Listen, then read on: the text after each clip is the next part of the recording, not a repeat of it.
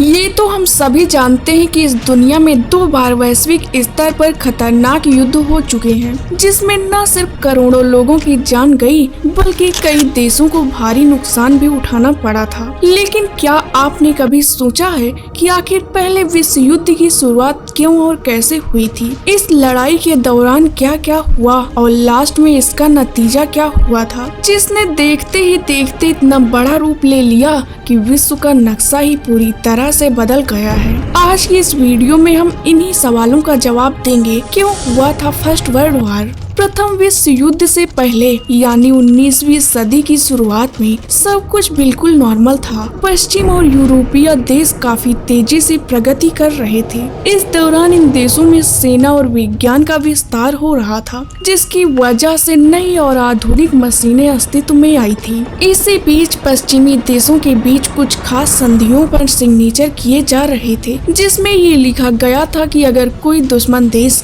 हमला करता है तो उस स्थिति में पड़ोसी देश अपने साथी की युद्ध में मदद करेगा और उसे सुरक्षा देगा। वहीं दूसरी तरफ जर्मनी और ब्रिटेन जैसे देश अपने सैन्य शक्ति को बढ़ाने में लगे हुए थे। इसी बीच कई देशों के अपने ग्रुप बनने लगे थे जो दुनिया पर अपनी ताकत आजमाने और दूसरे देश के संसाधनों का इस्तेमाल करना चाहते थे। और इसी वजह से बड़े देश छोटे देशों को अपने साथ मिलाकर विश्व में महाशक्ति के रूप में उभरने की कोशिश कर रहे थे, जिसकी वजह से बड़े देशों के बीच टकराव होना तय था। कुल मिलाकर दोस्तों, प्रथम विश्व युद्ध के लिए देशों के बीच महाशक्ति बनने की होड़ सबसे अहम वजह थी, जिसमें कई छोटे बड़े देश शामिल थे और उन्हें इस युद्ध का नुकसान झेलना पड़ा था।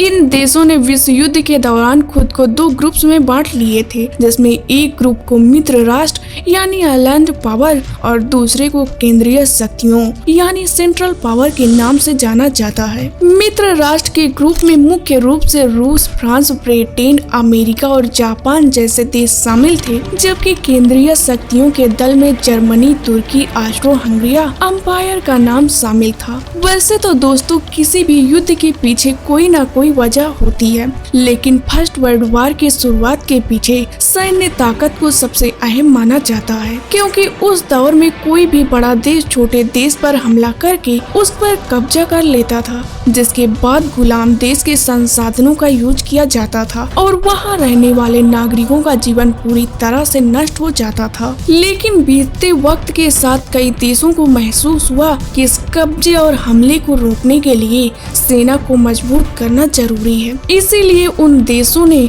अपनी सेनाओं को बढ़ाना शुरू कर दिया। इसके साथ ही वैज्ञानिकों ने खास तरह के हथियार और मशीनें बनाकर तैयार की, जिसकी मदद से दुश्मन देश की सेना को चुटकियों में खत्म किया जा सकता था। अब स्थिति ये हो गई थी कि किसी एक देश को ताकतवर बनने से रोकने के लिए दूसरे देश एक साथ मिलकर काम करने लगे थे, जिसके तहत उन्होंने संधियों पर साइन करना शुरू कर दिया था। इन संधि के तहत दल में मौजूद देश युद्ध के दौरान दूसरे देश की मदद करते थे और दुश्मन देश से मुकाबला करने के लिए अपनी सेना भेजते थे, जबकि इस दौरान कई देश अपनी अर्थव्यवस्था का लगभग 80% हिस्सा सिर्फ हथियारों की खरीद पर खर्च कर रहा था। देश में गरीबी और महंगाई का बढ़ना तय था, जिसकी वजह से आम लोगों के बीच आक्रोश पैदा हो रहा था और अंतर्राष्ट्रीय स्तर पर खाद्य पदार्थ समेत दूसरी चीजों पर ज्यादा इजाफा हो रहा था। वहीं बड़े देश छोटे देशों को अपने साथ मिलाकर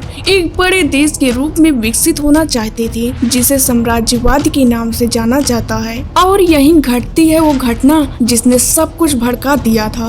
दोस्तों, उस जमाने में ऑस्ट्रिया हंगरी का जो युवराज था आर्कड्यूक फ्रांज फर्डिनेंड, उसकी एक साइबर राष्ट्रवाद द्वारा हत्या कर दी गई थी, जिसके बाद ऑस्ट्रिया हंगरी गुस्से में आ जाता है और जर्मनी से पूछता है कि हमारी और आपकी संधि हो चुकी है और हम सरायों पर हमला करने की सोच रहे हैं, लेकिन अगर हम साइबेरिया पर अटैक करेंगे तो उसका साथ देने के लिए रसिया अम्पायर वो उसकी मदद में खड़ा होगा, तो क्या आप हमारा साथ देंगे? जर्मनी ने कहा हाँ बिल्कुल। इसके बाद उसने साइबेरिया को अल्टीमेटम दिया, लेकिन सर्बिया ने कुछ बातें नहीं मानी, तो ऑस्ट्रिया ने युद्ध युद्ध घोषित कर दिया। अब हुआ वही जिससे सब डरते थे। रूस सर्बिया के समर्थन में आया, जर्मनी ऑस्ट्रिया के साथ खड़ा हो गया। जर्मनी ने फ्रांस और फिर बेल्जियम पर हमला किया। बेल्जियम के कारण ब्रिटेन भी युद्ध में कूद जाता है और इस दौरान एक छोटा सा क्षेत्रीय विवाद पूरे विश्व युद्ध में बदल जाता है। और जैसे ही जून 28, 1914 ऑस्ट्रिया हंगरी ने साइबेरिया पर वार डिक्लेयर किया तो तुरंत जर्मनी ने अपने प्लान को शुरू कर दिया, जिसमें सबसे पहले बेल्जियम को टारगेट किया जाता है और जर्मनी अपनी बड़ी व ताकतदार गनों का यूज करके उस शहर को तबाह कर देता है। 15 अगस्त साल 1914 को लीग पर कब्जा करके वहां की जनता को बहुत तड़पाया जाता है। वो अपने टारगेट के हिसाब से लगातार आगे बढ़ रहे थे, लेकिन बैटल ऑफ मार्न में उनको रोक दिया जाता है। 6 सितंबर 1914 से 9 सितंबर 1914 तक ये लड़ाई चलती है, जिसमें जीत होती है फ्रेंच और ब्रिटिश आर्मी की। और मान की लड़ाई के बाद जर्मन को रोक दिया जाता है, जहां पर ये दोनों ही आर्मी आमने सामने आ जाती हैं और एक दूसरे को घेरने के चक्कर में रेस टू द सी शुरू हो जाती है, जो नॉर्थ सी तक पहुंच जाते हैं। जब दोनों आर्मी नॉर्थ सी तक पहुंच जाते हैं और एक दूसरे को घेर नहीं पाते हैं, तभी जन्म लेता है एक नया मोड़, जिसे ट्रेंच वार के नाम से भी जाना जाता है। जब जमीन गोलियों का समंदर बन गई थी, क्योंकि जर्मनी का प्लान था पहले फ्रांस को हराओ फिर रूस से लड़ो, लेकिन फ्रांस की सीमाएं पर युद्ध अटक गया था। दोनों सेनाएं जमीन खोदकर लंबी लंबी खाइयां बना लेती हैं। इन खाइयों में कीचड़, चूहे, सड़ती लाशें, लगातार गोलाबारी के साथ सैनिक महीनों तक इसमें फंसे रहते थे। हर दिन सिर्फ कुछ मीटर जमीन जीतने के लिए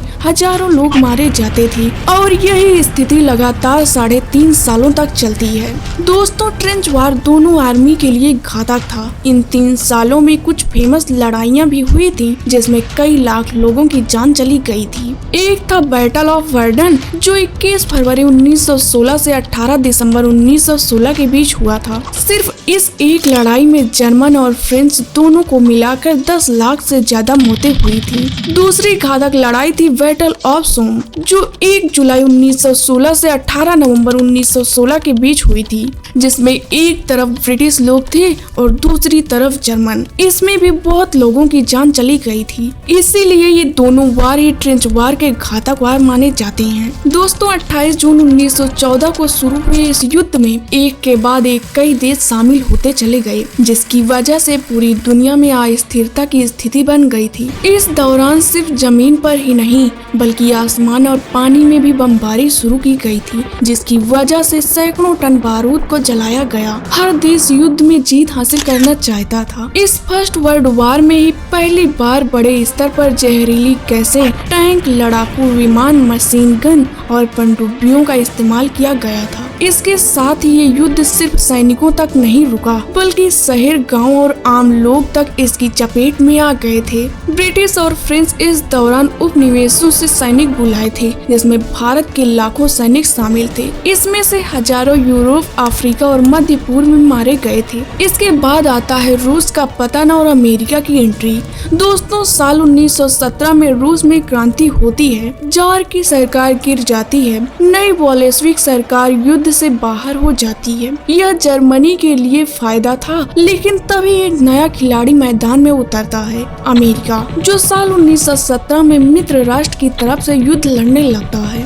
दोस्तों, अमेरिकी सैनिक और संसाधन युद्ध को पूरी तरह से मोड़ देते हैं, मगर फिर भी हिम्मत करके जर्मनी 1918 में आखिरी बार हमला करता है, लेकिन सप्लाई खत्म हो रही थी। अंदर विद्रोह, बाहर से दबाव बन गया था। सहयोगी देश भी हार मान चुके थे। इसीलिए 11 नवंबर 1918 को आर्मिस्टिक युद्ध विराम पर हस्ताक्षर होते हैं और युद्ध खत्म हो जाता है, क्योंकि बीते 4 सालों में सभी देश वैश्विक स्तर पर इतनी लड़ाई लड़ चुके थे कि अब उनके पास युद्ध में भेजने के लिए सैनिकों की कमी होने लगी थी। इस युद्ध की समाप्ति के बाद यूरोप की सीमाएं फिर से तय की जाती हैं। 1919 में वर्साई की संधि होती है, जिसमें जर्मन पर भारी जुर्माना लगाया जाता है। कहा जाता है कि इस विश्व युद्ध में जितना भी नुकसान हुआ है उसकी भरपाई जर्मन करेगा। उसकी सेना घटाई जाती है, जमीन छीनी जाती है और जिम्मेदारी डाल दी जाती है। इन सब कारणों की वजह से जर्मनी अपमानित महसूस करता है और यही गुस्सा आगे चलकर हिटलर और द्वितीय विश्व युद्ध की नींव डाल देता है। जबकि रूस के पीछे हट जाने की वजह से अमेरिका महाशक्ति के रूप में उभर कर सामने आया था और युद्ध की समाप्ति तक अमेरिका भी ये फैसला कर चुका था कि वो दोबारा किसी विश्व युद्ध में हिस्सा नहीं लेगा। लेकिन कुछ साल बाद फिर से कुछ ऐसे हालात पैदा होते हैं कि अमेरिका को न चाहते हुए भी द्वितीय विश्व युद्ध में हिस्सा लेना पड़ा और उस युद्ध में अमेरिका ने जापान पर न्यूक्लियर बमबारी की। इस पृथ्वी पर विश्व युद्ध का असर यूरोप के अलावा अफ्रीका और एशिया पर भी पड़ा था, जो उस वक्त बड़े देशों के कब्जे में थे।